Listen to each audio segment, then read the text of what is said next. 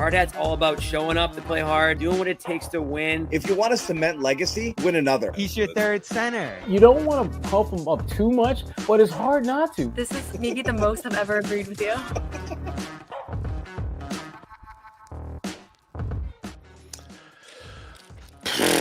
What's going on, guys? Garden Report coming at you. 2:44 a.m.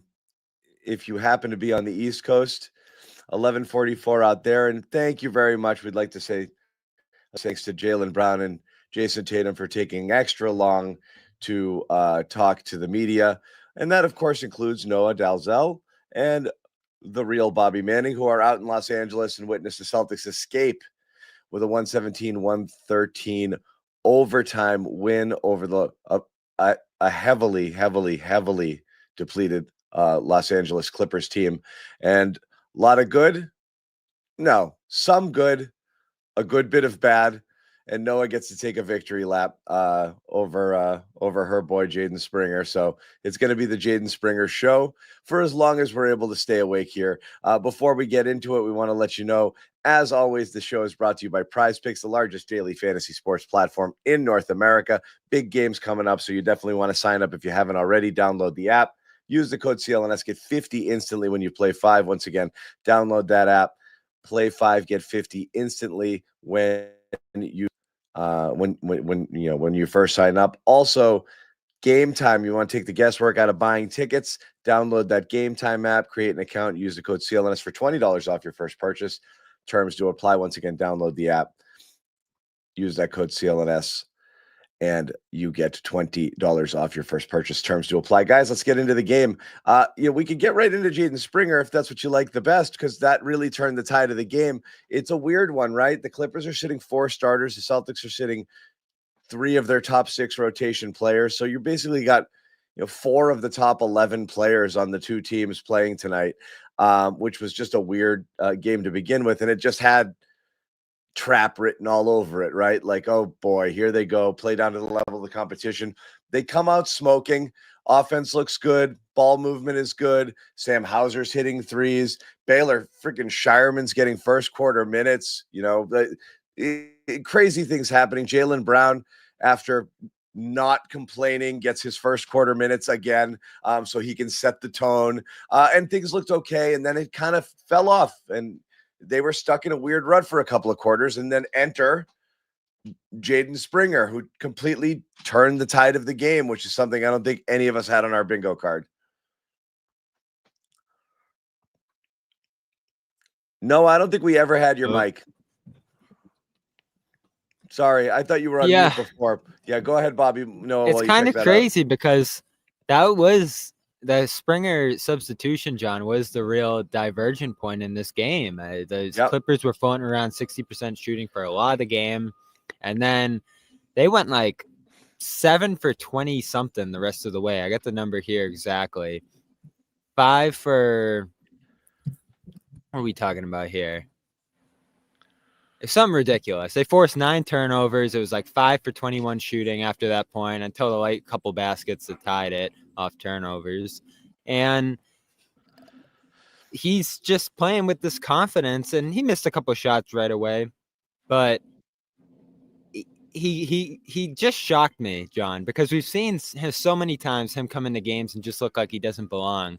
And then he comes into this game, he's basically getting a steal on every possession. He's coming down hitting shots the other way.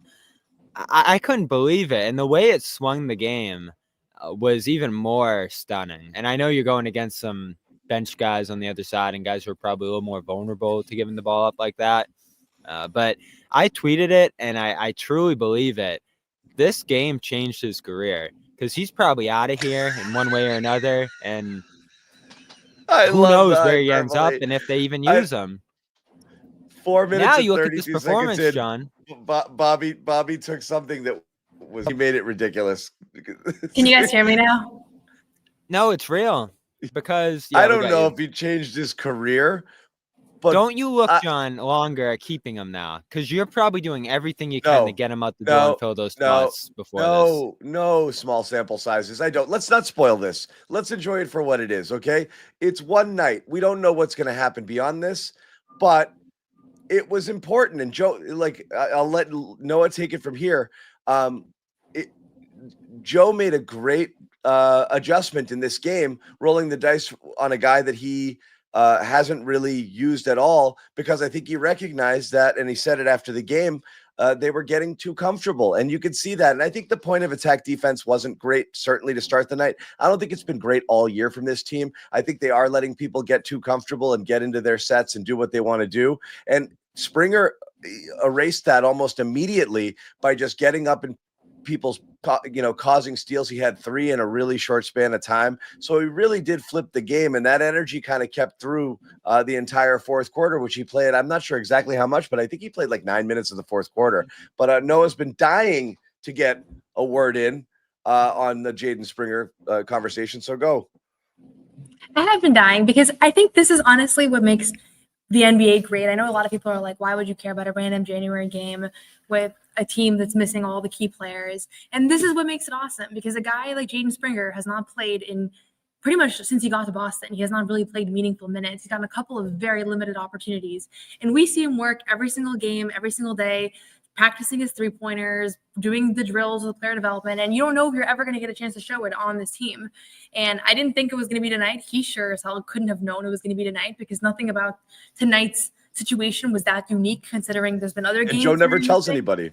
Right. Yeah. And that's part of the whole thing, right? He's not going to know. It's not going to be predetermined. But he comes into the game in that second half, and I don't know that I've ever seen somebody impact the game defensively so like overtly. Like 4 steals in that second half, a couple other steals or plays that aren't going to show up as steals in the box score, but he forced an out of bounds play, a turnover, a travel. So it's like, it's just awesome to see. And I know a lot of things went wrong in this game, and I do think that playing teams that are missing their entire rotation is uniquely challenging in the NBA. It's like, we were joking about it before the game. We knew this game was going to go terribly for the Celtics as soon as we saw the injury report. But the fact that somebody like him is going to be able to impact the game, I really do think that he has a future in the NBA. I know he has his limitations, but we saw him in Summer League. We've seen him. He was the Finals MVP in the G League, so he can score at lower levels. The question is, how does it translate? But clearly he has a gift, and that gift is worth giving him a chance. That's why he keeps getting chances in the NBA. And I hope that this translates into something a little bit more substantial for him, whether it's here or elsewhere, because it's really inspiring to watch. You don't see a lot of guys that have that skill set. That's my point, that's John. the thing. Not that he's going to become a staple here, but you probably keep him now that you saw something. And if he goes elsewhere after this, he's probably just salary dumped. They probably don't use him either. And who knows? He's out of the league at that point, possibly.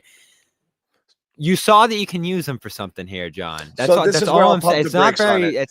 It's not something. I'm not saying he's about to become their 6th man. I'm saying he's probably going to stay here because he can do something for you. I know you're going to make me say negative things, and I don't want to. What I'm saying is, I think Joe Mazzulla knows full well that Jaden Springer can do this. It's just whatever other limitations he has, or his inability really to score at this level, or to be any factor at all on offense, limits how much you can play him in a game. If you've got your full lineup in here, you're still probably not using him, because you'll just play Holiday and White and just ask him to amp it up a little. Not going to be the minutes there, especially with Pritchard playing as much as he's playing in that backcourt. But tonight it was what else are we going to do? We got to try something. So you really needed to be down several guys to get that deep down the bench to give him an opportunity, and he made the most of it. In terms of whether he can translate to anything else down the road, I don't know, but it's a nice tool to have in the shed. If you say, like, all right, I just need somebody to go in there, mix it up, and give me a little defensive energy, maybe he can get a spurt or two later on. I just don't know that it can translate to anything beyond tonight, and I wouldn't necessarily get our hopes up. But perhaps somebody else sees this, and we know how this went, and the chat's already on this right now, is Springer was supposedly the guy you were thinking about moving. Does this open the eyes? Does the one performance open some people's eyes and maybe make him more tradable or something? See, that's possibly. That's where I'm pumping the brakes. I don't think this is fooling anyone into him being anything from. Well, then I don't think it's going to fool Joe Mazzulla, who sees him every day. That's all I'm saying. Is I think they know what they have in him. Again, yeah. I think he turned from a guy that you're trying like hell to get rid of, as the reporting went before the season, to a guy that you're like, all right, he's 22. Let's keep him around. You probably keep him on a minimum after this year. I don't think that's it, Bobby. I think you've got two guards who are like elite defensively already. So Springer doesn't have much of a role here, especially when your third guard coming in off the bench is an offensive-minded player. Where you needed help was potentially at the wing spot. So it wasn't that they were trying like hell to get off of Springer. I think when Brad brought him in here, he liked a lot of the stuff that he could potentially bring. Right. And he was young and he was, and he was raw and he hadn't really gotten a chance. So he showed some of it tonight, but I'll ask you, Noah, like, can this translate to more? Is there a role on a fully healthy Celtics team? Is there a role for him going forward? Yeah, I mean, I just want to say, like, I understand that obviously we haven't seen him play all year and there's reasons for that. So nothing, he could have gone for 30 tonight and it shouldn't make us think, oh my God, this is the next great thing, because it's just one game, right? I always want to keep everything in perspective. That being said, for what it was, and I know we know that he has a defensive skill set. That's what he's known for. It's why he's in the NBA. It was more impressive than I would have even expected, because it's one thing to be known as a ball hawk. It's another thing to come into a game where the defense has been pretty abysmal and to force 6 turnovers in 8 minutes. That's pretty insane. Like, it's really like, it's like we watched a guy hit 10 threes or more. Like I know everybody's saying like, oh, he had 8 points, whatever. It wasn't about that. It's really rare to actually be able to take a guy who has the hot hand and completely force him out of rhythm. And he talked about it post-game about how all of a sudden they weren't calling plays for Kevin Porter Jr., right? So I'll keep it as what it is. It was a masterful defensive performance, which should get the come off the bench and scored 40 tonight. Seriously, I really do think that it's the same level of impressive. It's still 40? just one game. Would I love to see him? Sure, why not? If we're going to value defense, I mean, forcing that many. Yes. Yeah, I was running a lot of victory. I was name searching Jaden Springer on my Twitter hard tonight. My point though is I would love to see him get multiple opportunities against guys that are actually getting real substantial minutes in the NBA, because right before he got to Boston, he had a game where he shut down Luka and he had a great game against Steph Curry. And those were the few games that preceded the trade to from Philadelphia, and everybody was super excited about him. So I want to see him get more of an opportunity, just because he's been sitting there, he's been working hard, and why not? You can afford to give him a chance. And tonight they gave him a chance and it paid off. And I think that if you gave him multiple chances, you might be surprised. Well, I'm all for it. I have no agenda. Anything that helps or anything that works is great. And I don't think anybody should feel secure in their role, as we've already seen, whether it be, Holiday being sat down the stretch for Peyton Pritchard because that's the hotter and they liked what they saw from him later, or if they don't like the defense that they're getting from these guys and they're trying to protect the lead and they say, you go, get out there and do your thing. I'm fine for that. I'm fine with that. Again, we've talked about bench roles before, Bobby, and like what they do. And I quibble about this over this all the time, where everybody can't be a complete player. If they were, they'd be making $30 million a year and starting somewhere. So if you're going to have somebody, I like them to be specialists in some way. Either you have somebody who comes in who's a dead-eye shooter or instant offense, or in this case, a lockdown defensive specialist. That's good. I'd rather somebody with one elite skill set who's pretty average to below average at everything else than somebody who's just meh at everything. And that's a cool thing that Springer brings to the table, which is great. Another cool thing was how happy everybody was for him. You have this of Luke Cornett tackling him, the post-game interview, guys coming by. So there were some good vibes here, which the Celtics need, because Jason was really excited for him. Everyone's really excited, and even the wins that they've had have felt like slogs recently. Not, last game notwithstanding. But what happened, Noah? Are you all right? Yeah, just the lights turned off in here. Let me see if I can. Okay. While Noah's figuring out our light situation, we will hear from Jaden Springer here. To hit that three-pointer in overtime, and just in general to be trusted to take those threes. I mean, that was big, man. Shout out to JT. Saw me to rock in that corner, man. Knocked it down. What did Harden say to you? It looked like Harden said something to you on that three. What did he say? He be talking. That's my dog, man. We play together in Philly. He just talking. Did it feel that much sweeter to hit it in front of him? For sure. What's this process been like for you? Like, obviously, you're not getting opportunities for most of this year that you'd like, but just kind of staying prepared and, knowing like a night like this can pop up at any time, really. I mean, I feel like we train for this every day. Like, we got good staff. We working out every day, game situations. So I feel like we do as best as we can to prepare us for moments like this and staying ready. So that's what we focus on pretty much every day. What's it like to start to see your hard work pay off? It feels great, Like like you said, we here every day working. So to be able to see the benefits of the work you put in it's a great feeling, especially with all my teammates, my guys cheering me on, and it's amazing.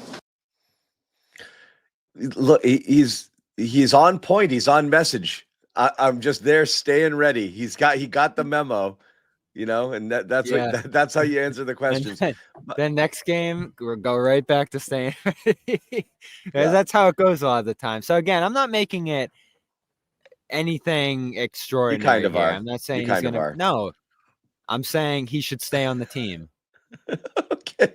Is that too bold? Why can't it be extraordinary, but also we don't know what it means, It can still be extraordinary. If you didn't feel that way 4 hours ago, I don't think you should feel that way now. That's all I'm saying. Like, it could be, there could be even more in store. There could be nothing in store. I just don't think you can call it.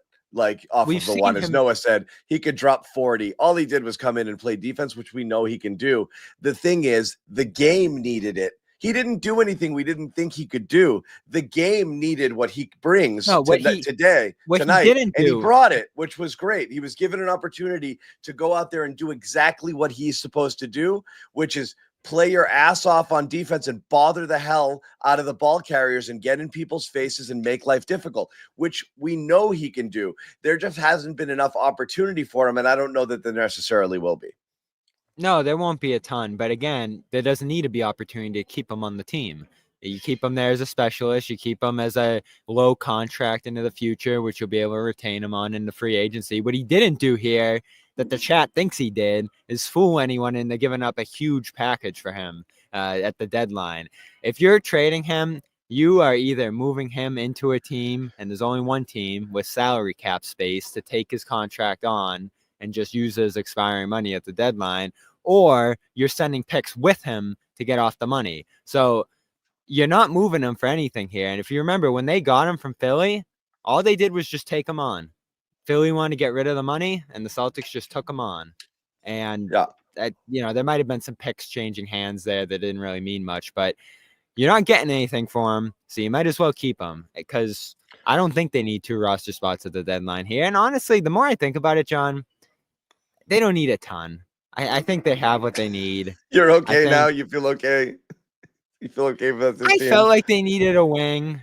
But again, is he going to play? Is that wing going to play? Is he even going to have a role? Because again, you think back to Tillman last year, and it was like, oh, here's a guy that can play for you. And it really didn't end up being the case. So, again, they should be looking. If there's a guy out there that they can get that doesn't cost much of anything, you have a roster spot, you might as well fill it. But I don't think they need a ton here.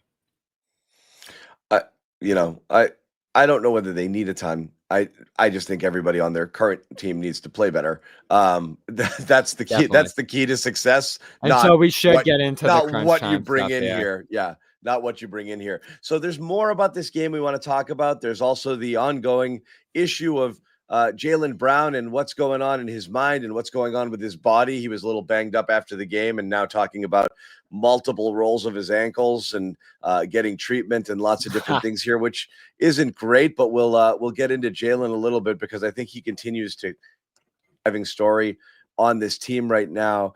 But before we do that, we're going to hear, is this it, Ahmed? NFC Garden Report? Yeah, I think so. We're going to hear about one of our sponsors, and that is, he's telling me yes or no. I think it is. We're going to hear from PrizePicks. The Garden Report is brought to you by PrizePicks, the best place to get real money sports action with over 10 million members and billions of dollars in awarded winning. PrizePicks has made daily fantasy sports accessible to all. Pick more or less on at least 2 players for a shot to win up to 1,000 times your cash.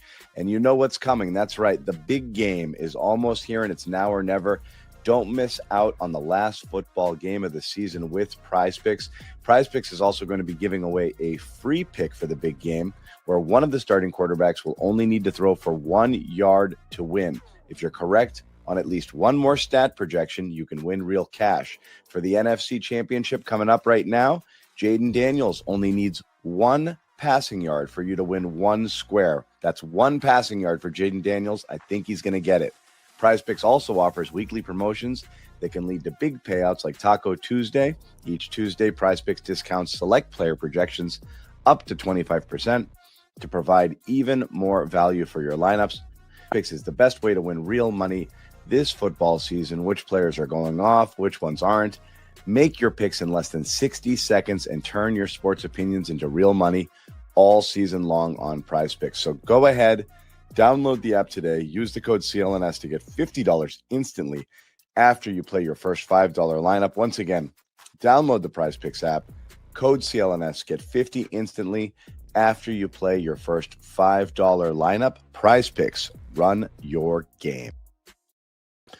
Run your game, Bobby. Jaden Daniels. I really, really, really want to see Jaden in the Super Bowl instead of Philly. I think that's boring as hell. Never happened. I think all of America wants to see Redskins. I like the Commanders. I do. Redskins. I said Redskins. Jeez, I just got to get out of my head. Commanders. I think the Commanders and the Bills are the clear favorites nationwide. So hopefully they. I missed they watching get it done. football game. That was the best. I do not want to see Chiefs. I do not want to see the Chiefs and the Eagles. That's boring. Anyway, other thoughts on today's game? Among them, what the hell are they doing in crunch time? We're going to get to crunch time as well. I will say we're going to give a little hat tip to Nimi. And Bobby put this out here, but he had a good game today. What's interesting is that one of the more interesting stats of the night is Luke Cornett finished a team high plus 18 in 30 minutes. Keita, who seemed to be more impressive in terms of what he was doing, was a minus 11. He was outstanding. Hit a clutch bucket late when the Celtics were trying to blow another lead in overtime and he had.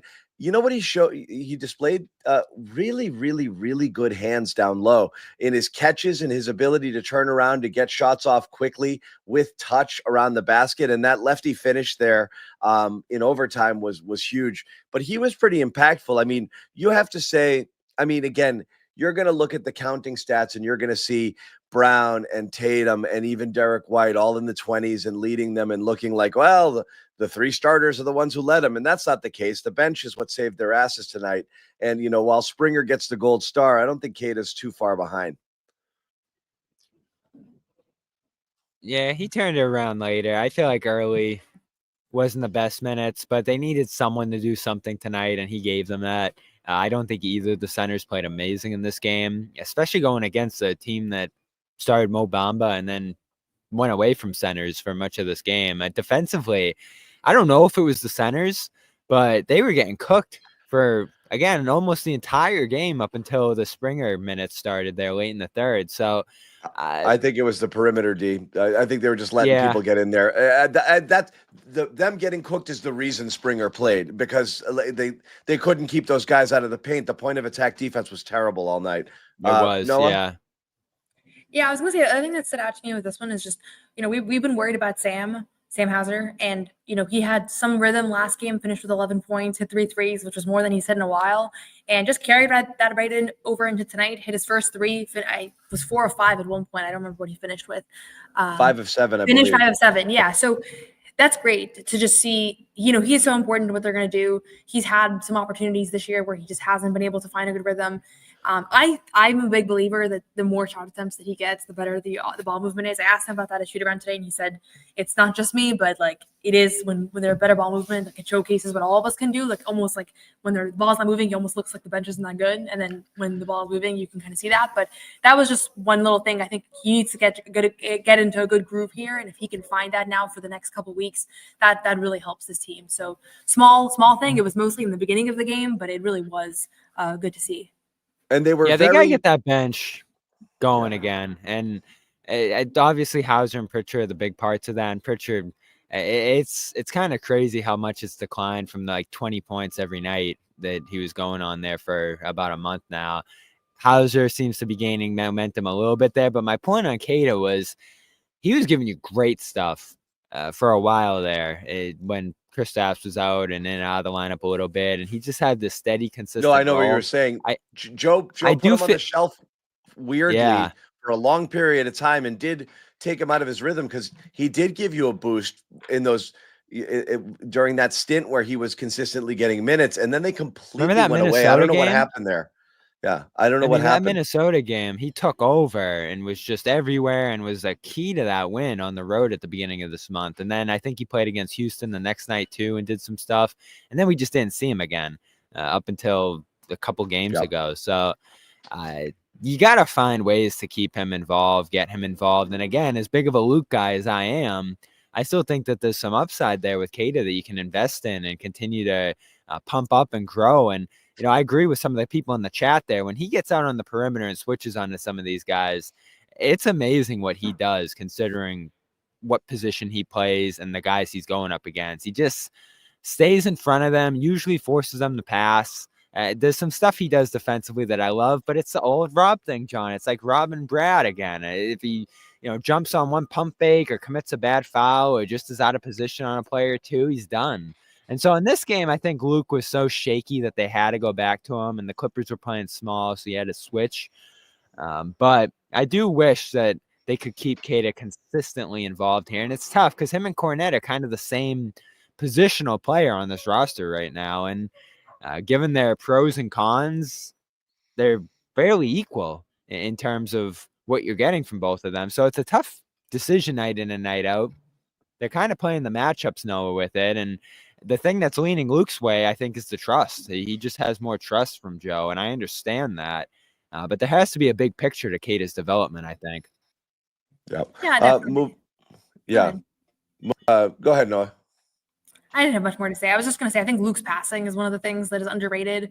The way that, at his best, he really is. Keita's not a bad passer. And I was just going to say, passer. And I think of late, I've noticed that Keita is actually not a bad passer. And he clinched the game. I know, he wasn't the story, but he did hit that reverse layup that kind of clinched that one. Lefty up and under. Yeah. With the way things have been going in late game moments for the Celtics, that game was not over until he hit that layup. Like, that was a huge play. So credit to him for being ready. Yeah, I say again, sometimes he drifts, sometimes he gets a little out of position defensively, bites a little bit. Outside of that, I like a lot of what I see because he is coordinated. He can get out on switches. He does have really good hands. He gets the ball out of his hands really quickly on passes too, and he has a pretty deft touch around the rim.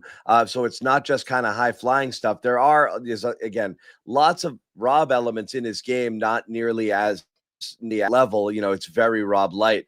But the conversation continues to be the same, which is about trust, which is when he's lost in space, everyone and Joe sees it. I think his brain explodes. Like, can't have it. Got to get him out of there. And so you see that a lot. On the Hauser point, I wanted to go back to that what Noah was talking about. It wasn't just the threes. They were very Hauser-y threes, right? Those like really great, quick, like catch and shoot. Like barely even touch the net. Just they looked so true. And it's just when he's in those grooves, you're shocked when he misses, but he's been so inconsistent and so cold this year. I just wasn't ready for it. And then you just see it and I'm like, that's right. He's supposed to hit all of these. Every good look, you expect him to go down there. So getting him back healthy and in rhythm, I think is huge, for these guys. So again, he started, but I'm kind of lumping him in with the bench people who all they all did their jobs, I think, Pritchard might have come out gunning a little bit too heavy with the 30-footers in the first half there and trying to go one-on-one against some bigger defenders. Had a difficult time getting his shot off sometimes. Got a little too dribbly. I think when he came in the game, he was like, they need me. Here I go. Got all crazy. And it was a little bit too much. Which is fair, considering how much it has worked this season. So he's going to have to... Yeah, he was like, shoot first and learn time. Here I go. And it was like, okay, just relax, dude. There's 4 other people out there. It turned into, some schoolyard stuff, but he pulled it together. Hauser, who started, I'm still lumping him on the bench stuff. Obviously Springer and Keita, who we talked about as well. Let's get to that late game stuff. And we're going to transition a little bit into Jaylen. You guys outright, because if I say it first, everyone's going to yell at me, but did Jaylen Brown have a good game, a bad game, a mixed game? Bad game in the end. think it was a good game until the final minutes, and then he made some really terrible decisions. So I do think he played well throughout the game, but that's gonna, nobody's gonna remember that when really the last few and plays again, were so costly. you're looking at Atlanta Hawks vibes here with this, the way this goes down. But I mean, let's just break it down. It's a minute 3 left in the game. Clippers have the ball. They score. So now you're up 4. Brown misses a 12-footer. And that's that. They get a stop coming down, and then Brown gets it back, an offensive foul the next time through, and then gets trapped in the corner and throws a terrible pass that ends up with a transition layup going the other way with about 4 seconds left, and that's what sent the game to overtime. I mean, almost kind of a single-handed solo meltdown that negates everything, because he did come out hard charging early. He made some nice passes as well, so he did good things, and then all of that happened, and I'm not going to say completely negates all of it, but again, like Noah said, that's what you're going to remember. Yeah, Noah and I disagreed on the first thing, the timeout, because they try to get a timeout on the first turnover, and they couldn't get it. Wait, what do we disagree about, though? Whether they should have given it or not. It's you don't think they should have given it? No, because when it always happens on like a jump ball, John, right? Where like they're freaking out, they're trying to call timeout, they're already tangled up in a jump ball. The refs are trying to see that, and they're calling timeout. And you don't get it in because the refs don't hear it, John. And maybe you think if you're Joe that they should hear it, but like the play's already gone sideways. So he's trapped there in the corner. You can't throw the ball in the corner. I forget whose fault that was, that the ball Joe even called the ended up timeout there. before that pass was thrown, Bobby. That was like But they didn't hear it. Fine, but it was still the most egregious missed timeout call you can possibly see in the NBA. So what I'm saying is they have to execute and not have to rely on that timeout. And then the fact that they did it again. And then they did it again, John. They had a game winner opportunity, and Tatum absorbed a double in the wing, and he just throws a grenade to White, and White gets blocked. So I don't know what's going on there with the late game execution, but this month they're -8 net rating. They've had 3 games that they probably should have blown, and they got lucky in the Pelicans one, obviously, there. Giving up 123 per 100 in those spots. And they've been on the year a decent clutch team, but we're seeing just a couple situational things. And the 5-second thing against New Orleans was weird. The Atlanta stuff was just awful. And this stuff probably put them in a position where they deserve to lose a game, especially because they almost melted down at the end of overtime, too. Just with managing the game and the pace. And there's one moment late in overtime. Why are they passing the ball into the corner so much? I don't know. Forget the timeout stuff. What are you passing the ball in the corner for? You're getting doubled there, and you have a third defender with the sideline. It's a disaster. Like, what are you doing there in the half court, passing the ball into the corner and getting stuck? Like, come on, guys, play smarter basketball. That stuff is just infuriating. Jalen's got to move the ball, though. No, I feel like he's just got to get it out of there before the double comes. Yeah, this has been a little bit of a team-wide epidemic these past few weeks, where they're really, like, we were talking about this in press row, but like you don't really see NBA teams get this frazzled by traps and presses. And I will say to Joe brought it up post game. He said that this year teams have been doing this a lot more than just fouling. Like there has been more of an emphasis on going for the steal. And I've noticed it watching League Pass. Like there have been a lot of teams where I'm like, am I watching college or high school basketball, or am I watching the NBA? So it is a little perplexing why all of a sudden teams are struggling with this, but certainly I think the Celtics are going to have to go back and figure this out, because it's not just one game, and it's not just Jalen, and it's not just Derek, and it's really been a combination of things. Also, I'm not sure what they were running. Like they found, Derek found Jalen in the corner, but I'm like, they called the time, Joe got his timeout and they came back in, and it's like, I'm not sure exactly what the play is that they were going for, but I think if there's a point of emphasis from these last few close games, it's they're going to have to figure out something different on the press break, whether it's personnel or where they set up or like, I never thought I'd be saying this about the Celtics, but the press break needs to be a big part of practice whenever they have practice next. And it's different stuff every time, John. Obviously, the Derek stuff was weird, and he tried to call a timeout in his play in that Pelicans game and couldn't get it in. The Atlanta game, you're throwing the ball around when you probably should just be taking a foul. So it's like situational stuff. And I know Joe said that there's not a lot of practice time or a chance to simulate particularly the physicality in those moments. But you should be on the same page about what you want to do. And the weird thing for that Atlanta game was that Joe didn't really give an answer on what Drew should have done there. It was just like, oh, you could do one thing or you could do the other, and you're always going to say the other thing if it doesn't work. And it's like, why don't you just have a philosophy about what you should do in that moment? So I think situationally right now, they just seem to be getting perplexed. Even like, again, to go back to that overtime thing, the sideline's telling them to push the ball a little bit late in those moments, not slow down, and while you're trying to maintain that lead late there, and they're still sort of slogging along. So there's a communication lapse of some kind going on here in these late game moments, and it is, I feel like, John, a difficult thing to simulate when there's no practice time, when there's limited shoot around time. But it's something they have to take a look at right now. Because I don't think Holiday is a matter of practice or philosophy. I think simply just situational awareness.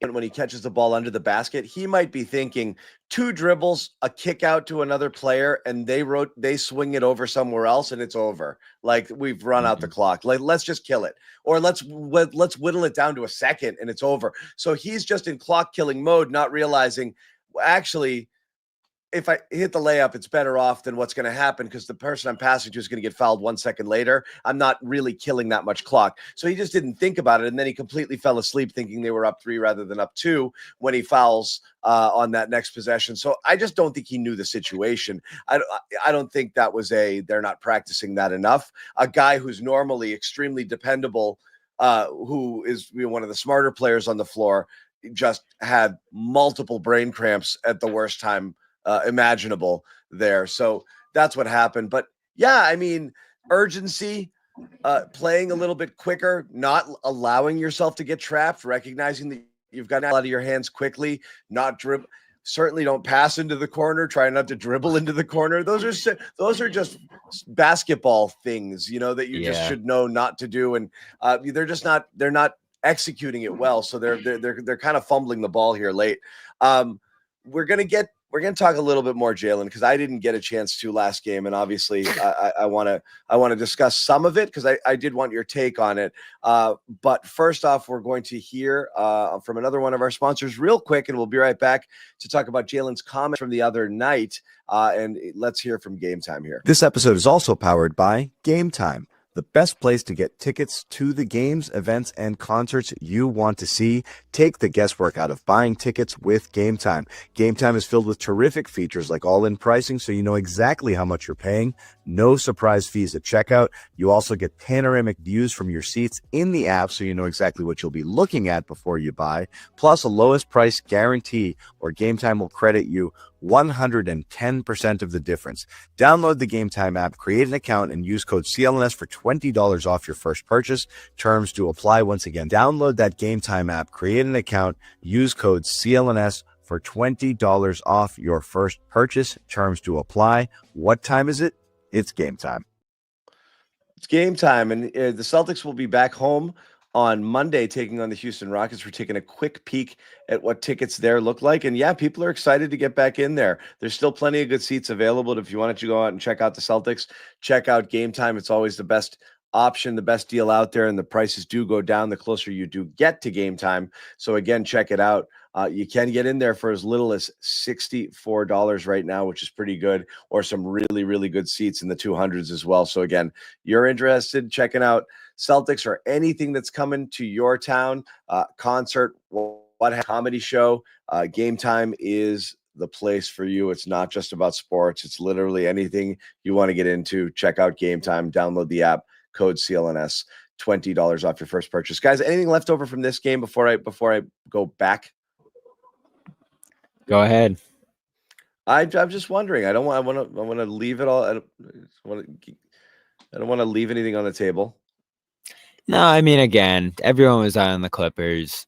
You knew that's a letdown opportunity, but you're also missing 3 guys yourself. So I'll give them a pass on this one. I didn't love it. I didn't think it was them at their best, but they got it done. And that's all you're asking from them, especially on the front end of a back-to-back. And they'll have some reinforcements coming in tomorrow, which would be a tough one, obviously. They did play with fire sitting all 3 of those guys, though, right? Like, you think that was, I mean, obviously, it was the right move. Because everyone's out on the Clippers. What's with this? Let's anymore, huh? They just don't do that. No, I think Porzingis wasn't on their injury report originally, and then I think once you see everyone's out on the Clippers, you're like, all right, let's get them both out here, so you have them both tomorrow. So I actually like that move by then. Yeah. Okay. Noah, And I leftovers on think this honestly, game? I'll just say I'm seeing this question a bunch in the chat about why the bigs are guarding the 3-point line more of late. Yeah. I just want to acknowledge it because this person's really trying to get this through, but Really I actually, trying.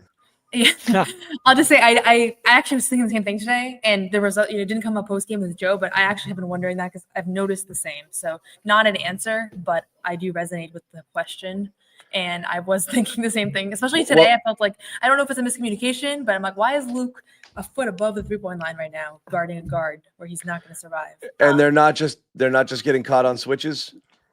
I don't know. So that's the thing. I'll go back and rewatch this game, and maybe next show I'll have a better answer. But I felt like a couple times today was a little overdone. I don't think some of the.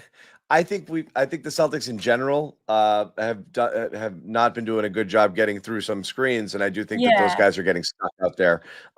So I don't know if it's by design. I think it's just happening, and they're being drawn out. But yeah, maybe another look. Yeah, sometimes they'll do a little matchup zone too, where guys will move between the front and back line. I think I saw that in a couple plays tonight too. They've been doing that more often lately. But yeah, sometimes it's stuck. Sometimes they're switching, trying to cut off the 3-point line, and you got to be able to do that, especially if you're Kada. That's what they rely on him for. So when he's out there, he's going to be switching. Okay, so I'll ask you guys, and again, let's first play Jaylen from tonight. We talked about it, the late game execution. Here's him talking about kind of what went down late. How do you kind of become more poised and better in the fourth quarter, and had some blunders in the last couple of games? Just how do you kind of improve that? Take accountability. Look at the film and stuff like that, and just learn from our experiences. We had some turnovers late in the fourth quarter. It was, I guess some different coverages kind of the Clippers were throwing at us, but they did a good job of trapping us in the corners and stuff, and they made the game closer than it probably should have been. But we just gotta be better. Jaylen, how have you and the group try to manage the grind of this season as well as absorbing everyone's best shot after coming off the championship? It's a mental challenge, but it's a physical one too. Just trying to be available each and every night, through the physicality, through injuries and stuff like that, and just try to put your best foot forward. But it's a challenge, and we just got to continue to choose to meet that challenge every day. Very quickly, I want to ask you, because I'm tired of the best shot narrative. I've been tired of it all year. Other than the question. I understand, but we keep hearing it. Enough. It was hard. I used to hate it too. Because the other team played hard. And I was hoping they wouldn't play hard, but they did because they wanted to beat us. No shit. You know what I love? Tatum always I says, get it. he goes, Last year they were historically good. You think teams weren't getting up for the Celtics last year too? I know they're the champs, but come on. No, we've heard it in past seasons from them. They've been a top 2 or 3 team in the league for 6 years. Everyone knows when the Celtics are coming to town, you got to be what do you think? They're playing 3% harder because they won the title last year, 1%. Enough. I'm so tired of that narrative. Well, with that, we're losing because the other teams are playing us hard because they want to beat us. No, you know what Tatum says? The worst version of it is what Tatum says, where he goes, "Oh, they don't play like that against everybody else." I'm gonna disagree. They get this question every day. They get this question every day. So no, but they'll bring it up too, Noah. They do it on their own too. Tatum has also brought up multiple times that he feels like he's been getting the team's best shots for a while now, for years now. So I've actually heard him. It's victim mentality. Yeah, it just. I also will say, I asked Steph Curry in Golden State. I asked him about what do people not understand about defending a title that players understand, and he was like, people literally spent all summer trying to figure out how to beat you, and they come out every single night with ready to execute that. So, but to John's point, why do you guys know better than that? Because no team spends an entire offseason game planning how to beat a team they're going to play twice. It's just not true. I'm sorry, it's not. You get a little bit more amped up because it's a rival. And you've all played sports. You're playing the crosstown rival. You get a little bit more jumped up. Like, oh, it's Brookline Newton North. We really want to beat them. Like, You didn't have to go there. you get a little bit more hyped. But come on, like this is all sports all the time. You have rivalries, teams that you have bad blood with. You get it up a little bit. Like there's no way a team is sitting there game planning. They got 82 games, but 2 are against Boston, and let me spend my whole offseason how am I going to beat those guys? Like, yeah, they want to beat them, but it's not worth mentioning over and over and over again. I'm going to go with all of the defending champs that have said that, though. Like, I don't think they're all lying. Yeah, because they all suffer from championship malaise and hangovers the next year. And it's a very convenient excuse of like why we're not playing as well because teams aren't repeating. It's like, well, everyone's gunning for us. Oh, okay. Like, and the fact that they would say it in years past. Don't win it. Don't bother. It's okay. You guys get a pass because everyone's playing hard this year. Okay. You guys don't have to excuse win them not playing well, but I do think it's context that's like valuable. I don't know. I think it's just we talk about narratives when they're negative. This is a narrative that they're creating that they should put aside. I'm tired of this narrative. That's all. That's all. And again, he was asked about it directly there, but I've heard it too many times this year for sure. Yeah. It's like I said, it's a bit of excuse making. Just do your thing. The other thing is, again, so something's not right with Jaylen. Hasn't been. And again, everyone feels like now it's back to normal because Joe capitulated, recognized that Brown was not loving his new role, which looks a lot like the old role, except he's not shooting as well. But his substitution patterns were different. And Brown the other day talked about it to you guys in the locker room. Was it Golden State? Following the Golden State game. Here's that from the other night. Play a little deeper in the first quarter. I know there's been an adjustment for you this year, those rotations. I feel like it helped a little bit, mix those up a little bit. Yeah. I mean, yeah, you could say that. I feel like I'm usually the one that set the tone for the team. So sometimes not being out there, we kind of have a sluggish start. I feel like at different times in my career, that's been me to help negate that. But different year, things get switching up, and things get switched up, and you just got to be all right with that. I don't really complain or anything. I just try to come out and be the best version of myself.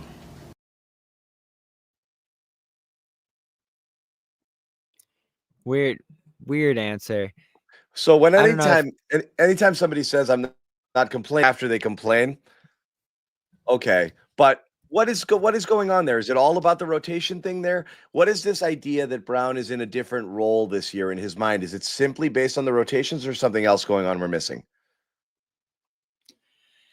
It's all we know. And there might be some underlying things there. It might just be a crutch he's using to discuss the struggles he's gone through. But I do think it's a significant change. He probably going back to 2022, I'd say, John, maybe 2021, but that was a weird year. He's done this for 3 years now where he's played the full first quarter. He's gotten to have the shots. We all know his patented outbursts early in games that made him among the leading first quarter scorers in the league. And, just knowing Jaylen and his process and all that, he is super a creature of habit. Like he probably leaned on that routine of playing the full first. And this wasn't something, John, that they planned going into the year or that they had big outlines for or communication about going in. Remember the first game Tatum had against the Knicks where he just went nuts? They just played him the full first quarter there because he was rolling, which is the right move. And then they just kept doing that, and it kept working for Tatum, but it wasn't working for Brown, and Brown just had to figure it out. And so they ended up in a weird spot here midway through the year where it was working for Tatum. It wasn't working for Brown. We've now heard Brown sound off about it 2-3 times. And whether it's part of the starting lineup struggles or Brown struggles, they changed it to address something there. And I feel like we've seen a mixed bag of results from it so far. It's a little awkward that they're just staggering those guys to get them each 9 minutes in the first But quarter, and it looks like that's what they're going to do going forward. But I think it's real. yeah. Well, Noah, what are your thoughts? Because again, I understand maybe Jaylen felt that he wasn't, he was in a different rhythm because of what he was used to, but Celtics were actually among the better scoring first quarter teams, I think, in the league this year. So it wasn't bad, what was happening, but in Jaylen's mind, it was, maybe for him. And maybe that impacts him later on, and that has an adverse effect on the rest of the team. So I'm not discounting it, but it is a strange comment. Is that all you think that's going on there? You didn't like subbing out as early? Yeah.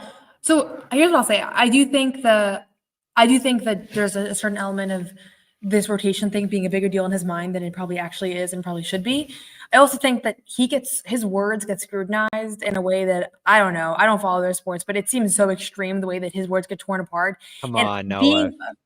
what do you mean? Come on. He I said told you what this he about- said, and he said it 3 times.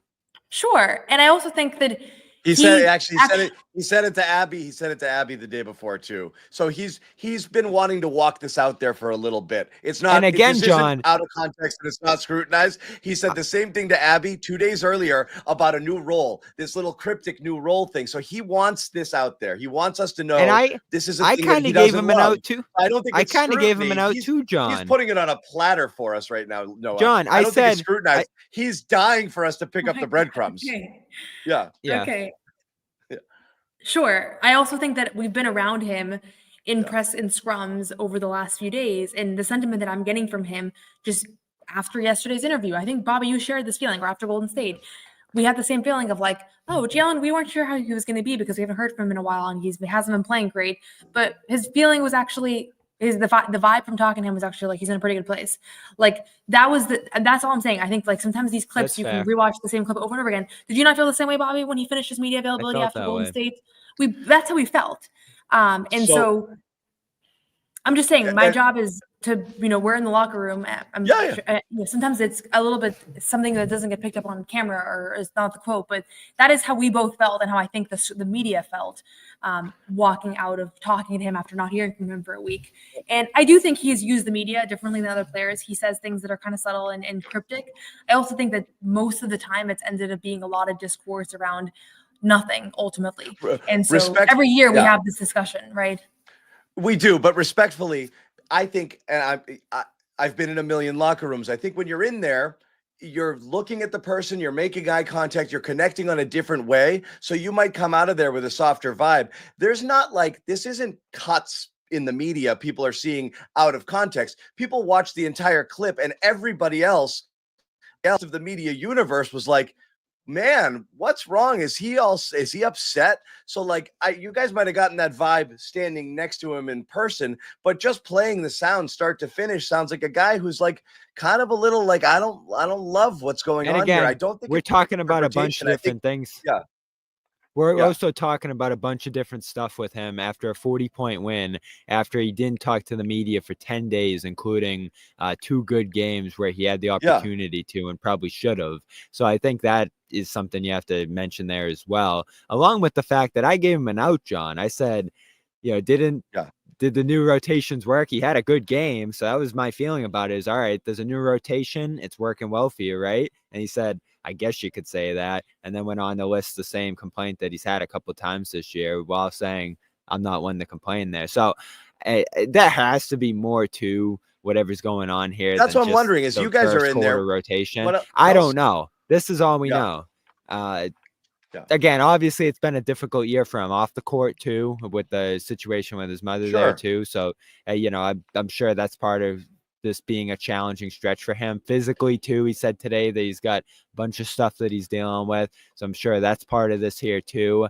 I don't think there's any major discontent with him against the team here. I think this is just a case of him, Noah, struggling immensely this year, the worst shooting numbers since his rookie season, and him trying to come to terms with what's going wrong here. And I do think the rotation thing probably threw him off a little bit. Now, I don't know what's going on with his defense at times and some of the other slip-ups he's had. The mistakes late in this game were like stunning. So he's got to find a way to get back on track here. And I will credit Joe, John, before making that attempt to settle things and get things right on that rotation front and try something new. Because again, That's they've good been coaching. struggling with that starting lineup.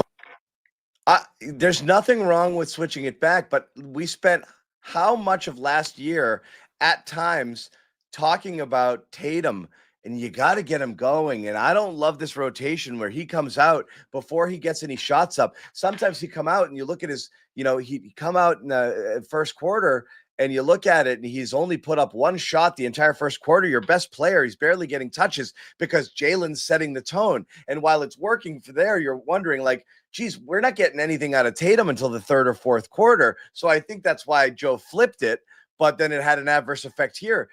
Shouldn't the two best players on the team be able to coexist and play and be effective without one being like, no, I have to play the whole first quarter. No, I do. Like Noah and I talked about this the whole Golden State game. Bizarre. Like, no, not just play.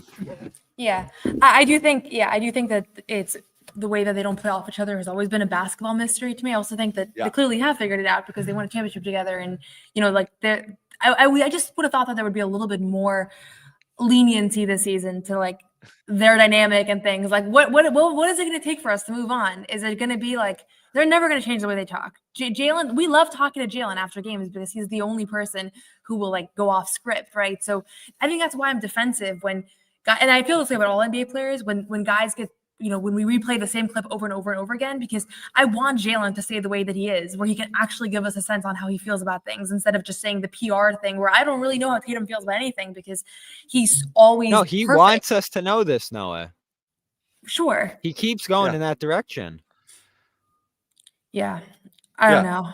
I just think, think that, he always sounds like this. Like, I don't know. If you watch a Jaylen press conference, there's always something that sounds like a little weird, but usually doesn't. I feel like sometimes what he says is the most refreshing because he can also be honest. And sometimes when he's a guy who's out there, and he's playing at his highest level, he'll, we got to do this and we got to do that, and he'll hold himself accountable. There's nothing wrong with that. There is a bit of gaslighting going on with what's going on though, because I don't think his role has changed, and he keeps talking about this new role. I mean, we'll put it up here, but like the numbers, his role, everybody's role took a dip last year, right? Because you had more people coming on, and Noah might have to vacate because she's in a tough spot here. And if so, that's okay. But his numbers are mad. His numbers are fairly consistent in terms of what he is, in terms of usage, in terms of minute, in terms of everything. The only thing that's down is his shooting. He's just shooting worse this year, and his assists are up, which is great. But he's not taking up. He's talking about a new role with this team, and he does. It's the same. You don't think it's different role? No, I don't think he's asked to do anything different. Maybe playing more with that, because more with the second unit changes, but not. He's claiming that makes him more of a distributor or a playmaker. And no, typically that second unit guy ends up having to be a bigger alpha dog when it comes to scoring because you're around people who aren't as capable of scoring, and you're the guy with the ball in your hands more. So I don't think that anything that's happened should have taken him out of his comfort zone. He's just not shooting the ball as well as he was before. So I don't know if that's the issue where he's attributing his struggles to perception, a perceived role change, but like overall, my bigger theory, the prevailing theory I have, Bobby, is, as Noah said it earlier, they figured it out last year, sort of. They figured it out how to kind of put it together for a year, but then you've got a bunch of players like Derek West, like could be an all-star, and Holiday's, been an all-star, and so has, Porzingis and all these guys.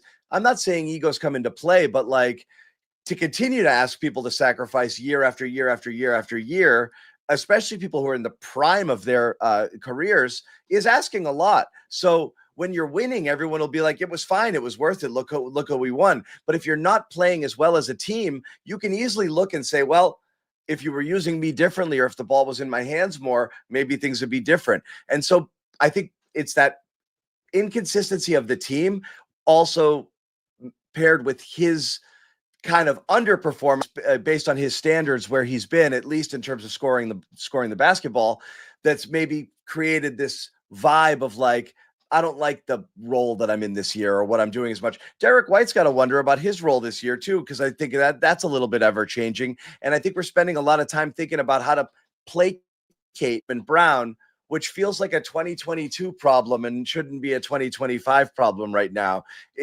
We've seen them play at the highest level harmoniously, and for some reason they're not as connected this year. And I don't fully get it. Yeah, I'm willing to lean with him more than you are on the role change thing, because I do think that first quarter thing's more significant. I think better though, than many would think. As a playmaker. That's the point. Is like, not only is his assists up, his total passes are up, and the quality of his passes are up. So I actually like what he's been doing in terms of, being a little bit more of a playmaker. That's a Well, you know what he thing. mentioned? You know what he mentioned is the fact that he's a tone setter early in a lot of these games, and things are going sideways in many early portions of these games, and then he comes off the floor 6 minutes in. So he's obviously part of things going wrong in that opening stretch, but he feels like he could fix those things if he could stay on the court longer. And maybe that's true. Again, he had enormous positive results early in these first quarters going back years. So I understand his perspective on that. And of course, Tatum, a clip we didn't play, was like, hey, I was used to playing half the first quarter, and now I'm adjusting to playing the full first quarter. So it's almost like, come on, like your rotations, your substitutions are changing a little bit here, but it's still basketball at the end of the day. And, I think that's easier for him to say, coming with the success and the amount of rhythm that he's been able to generate by playing full first quarters. And we praised Joe for that early in the year by figuring out this Tatum thing, John, is that you're not just pulling him off the floor 6 minutes in before you can get a rhythm going. But you know what the moral of the story is here? And you said it earlier. Who cares who's on the court when? You're going to be on the court a lot together anyway. And so for that first 6 minutes, can you get each other involved in actions a little bit? Can you pass to each other a little bit? I mean, John, they're down to 7 passes between each other a game this month. I noted it. It's unbelievable. I noticed it early. They had a great and tonight was exchange better. Early. Tonight they had was a better. Great exchange early with the give and go that set up a three where they passed back and forth. And when you see that, you're like, whoa. Yeah. So again, I know the number one thing you're going to hear when you ask about it is, oh, they're both being guarded by the best player. So why would they screen for each other? The two best defenders are just going to switch on each other. But there has to be more to it than that. And, they usually pass to each other like 10, 11 times a game. But this is extra low. And I think it reflects some of their issues this month, given the fact that before the Warriors game, John, they were last in passes in the league to begin this month. Dead last. And so they're not moving the ball. They're not getting guys involved a ton prior to these last 2 games. And you know what? I think these last 2 games have been better offensively for them. Brown, Tatum, everyone included. And I don't think it's all necessarily like a bunch of guys who are like, well, we won a championship, I'm going to get mine. Because I think that that's a lazy narrative. I think sometimes you can be so good at one thing that you lean into it a little bit and it takes you out of everything else. It's almost like the inverse of why Sam Hauser had the best defensive rating in the NBA 2 years ago, because people were targeting them, taking themselves out of their offense, and then everything would fall apart. I think because the Celtics can create mismatches so freely that they're constantly hunting them, that it ends up just leaving the ball in somebody's hands and they're doing their own thing, and it's taking people out of their game and they're not moving the ball as well. You see when the ball moves how much more efficient the offense is. They just have to keep reminding themselves to get back to it. But then also they're like, oh my God, I just want to get a switch onto Curry and let my guy go to work here. And that's part of it too, right? And their that's eyes are this big. Yeah. And they do that a lot. Yeah. Like that's their bread and butter. And sometimes fatal flaw. that and I also to be an ISO heavy. Yeah. And I don't actually care if he is grumpy about it and the fixes it, because everyone's different. I don't think athletes in all sports should be super worried about their roles. I think, baseball players are particularly pitchers, very nitpicky about it. Like, I need to know if I'm going in the 7th or 8th. Just go throw strikes, dude. But there's other people who do it. You don't have it in football as much. You're running in and off the field, and when it's your turn, you just Jalen's get patted on the ass about and sent his out routine. there.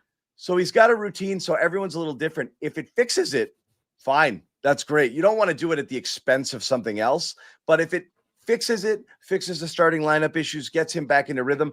I don't think any of the when he's playing explains why he's walking around on defense or standing when there's a rebound to be grabbed. He's still having lapses at all times. And he had several tonight as well, where it's just like the overhelping or the not, or the just standing there and pointing to somebody instead of moving out and extending to a shooter or thinking that there was going to be a switch, not fighting through a screen. Like he's not, and there's the inconsistent effort and the bad habits are creeping in with these guys a little bit more than you want to see at times. And Joe's mentioned that sometimes the offense affects the defense, and maybe he's the prime example of that. We've said it about Tatum a bunch, but maybe it is. Brown always seemed impervious to it because he was such a elite shot maker, right? So you just never. It felt like his offense never cooled. Like you put him out there and he was just a bucket machine, no matter what it was, hitting really tough contested buckets, driving when nobody else could get anything going. So this is the first time we've seen him kind of struggle with some of his bread and butter stuff, and maybe that's had a trickle down effect. So if this, and I like him moving closer to the rim the last couple of games here, posting up, attacking some smaller sometimes guys. It's just unfair cheat code. A couple of these, he just barrels his way to the basket. And he's not having a great year from three, so why not take 2, 3, 4 threes a game instead of 7 if you're him, and move closer in and catch the ball around the basket and make some plays in there. So I think he has the right approach these last handful of games to get his efficiency back on track. He takes tough shots. Sometimes for him and Brown, or for him and Tatum, the biggest things I want to see is them make the game easier for those guys. And you mentioned the play at the start, the 2-man game they ran there, and some of the looks that they got both of each other early in this game were great. So I want to see more of that. I like how the road trip's starting so far with these couple of games here. Tomorrow's going to be tough. Looks like the Lakers going to be fully loaded as I look ahead here. And, they're going to bring it for that game too. They're going to get the Lakers' best shot, John. So I hope they're ready for it. Yeah, it's good because, again, you'll be rested. Tatum and Brown are impervious. They don't necessarily need their rest. They can play back-to-backs and they're fine. But you're going to get KP and Drew and Horford all coming in rested, which is which is good. That's good. It should be good. But yeah, so fine. Like I said, you want to see more consistency. If Joe's unlocked it with his new rotation thing, I know, Bobby, you wrote about it. You can check that out on clnsmedia.com. If you don't follow us already, you should, both on Twitter, Blue Sky. We're a lot more active there as well now. And also subscribe to our YouTube channel and give us a like. We like that. And, turn on your notifications. You'll be notified when we go live.